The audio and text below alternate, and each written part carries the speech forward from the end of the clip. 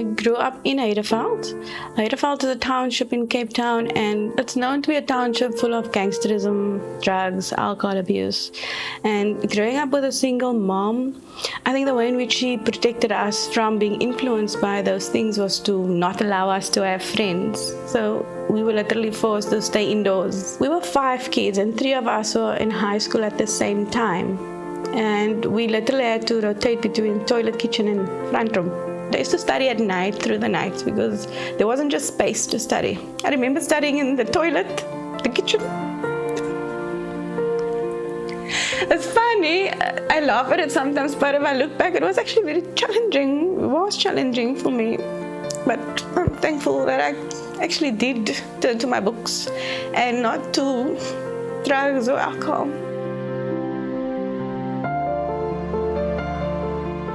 I never defined numbers to be a passion. It was just something that I was good at, and it was a scapegoat.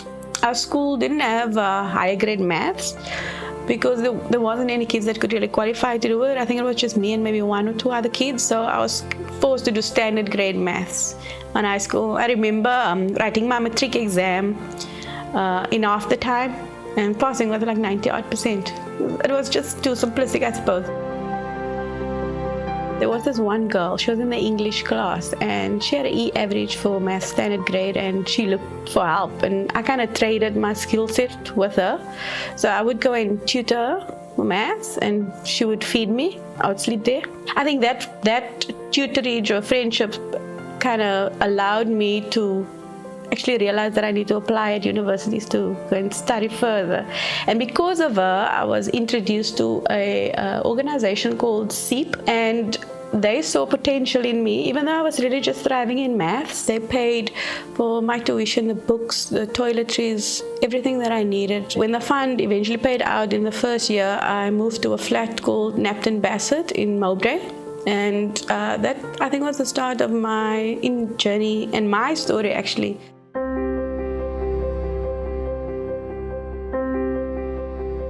Studying at UWC, historically it was defined as a disadvantaged university. It was called the Bush University, I think. There was a lot of people of color where I studied. There's a stigma attached to students coming from UWC that they don't necessarily have the same skill set or at the level that their counterparts at the previously advantaged universities come from. I took a job offered by Standard Bank. That was my first job. In the corporate sector, it was a challenge for me in the sense that I didn't have the confidence in myself to actually know that I can do the work that is asked of me to do. I was longing to do something that's more in line with my studies because I wasn't working in anything statistical, modeling, or mathematics. So when I applied, he actually took a chance to give me a job as a credit risk analyst. I got that job, and what surprised me most was that I was eventually able to build a risk model. And my model was accepted and approved, and it allowed the bank to save about 70 million a month in capital reserve. So that was for me a wow moment to see that I can do something.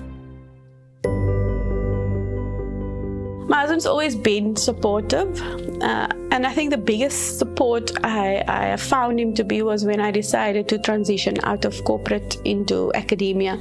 And that motivation really stemmed from me having my first child, Claire, and looking at the life and growing through corporate, increasing in my finances, etc. I wasn't really home for the first year of her life, and I thought that moving into academia would kind of change the lifestyle. It's still hard work, but it's just more flexible in my time.